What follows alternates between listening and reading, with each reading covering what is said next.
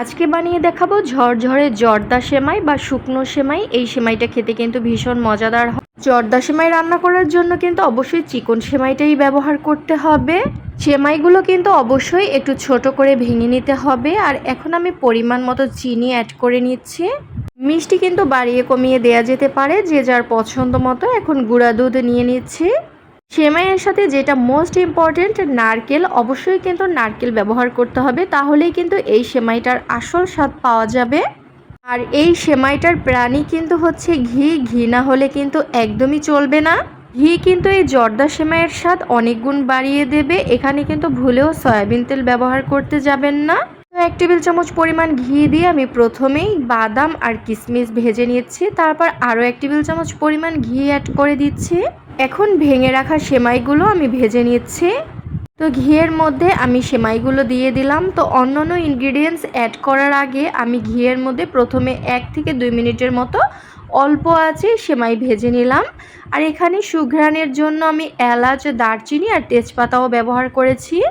সেমাই ভাজা হয়ে গেলে কিন্তু এই গরম মশলাগুলো আমি তুলে ফেলবো। তো একে একে আমি নারকেল কোড়ানো, গুঁড়া দুধ আর চিনি দিয়ে দিলাম। আমি যে গুঁড়া দুধ আর চিনি মেপে রেখেছিলাম, তো আমার কাছে মনে হয়েছে আরও একটু প্রয়োজন, তাই আমি আরও একটু পরিমাণে বাড়িয়ে দিয়েছি। আর সামান্য 1 চিমটি পরিমাণ লবণ অ্যাড করে দিয়েছি। এখন সব কিছু খুব ভালোভাবে মিশিয়ে ভেজে নেব 4 থেকে 5 মিনিটের মতো। চুলার আঁচ কিন্তু অবশ্যই লোতে করে রাখতে হবে। সেমাই কিন্তু প্যাকেটে থাকা অবস্থায় এমনিতে ভাজা থাকে, মচমচে থাকে। তো অবশ্যই কিন্তু লোতে করে না রাখলে সেমাইগুলো অনেক তাড়াতাড়ি পুড়ে যেতে চাইবে। তো আমি শেষ পর্যায়ে আবারও 1/2 টেবিল চামচ পরিমাণ ঘি অ্যাড করে দিয়েছি। 4 থেকে 5 টেবিল চামচের মতো পানি অ্যাড করে দিয়েছিলাম। আর কিছুক্ষণ ঢাকনা দিয়ে ঢেকে রেখেছিলাম। তো দেখুন সেমাইটা কিন্তু অনেকটা ঝরঝরে হয়ে গেছে। আর পানি দেওয়ার ক্ষেত্রে কিন্তু অবশ্যই একটু সতর্ক থাকতে হবে। সেমাইটা কিন্তু রান্নার একদম শেষ পর্যায়ে চলে এসেছি। তো এই পর্যায়ে আমি কিছুটা গুঁড়া দুধ আর আবারও 1 টেবিল চামচ পরিমাণ ঘি অ্যাড করে দিয়েছি। গুঁড়া দুধ আর ঘি দেওয়ার কারণে কিন্তু এই সেমাইটার টেস্ট আরও অনেক গুণ বেড়ে যাবে। সেমাই রান্না হয়ে গেলে আমি পরিবেশন করে নিয়েছি। দেখুন সেমাইটা কিন্তু মাশাআল্লাহ অনেক ঝরঝরে হয়েছে।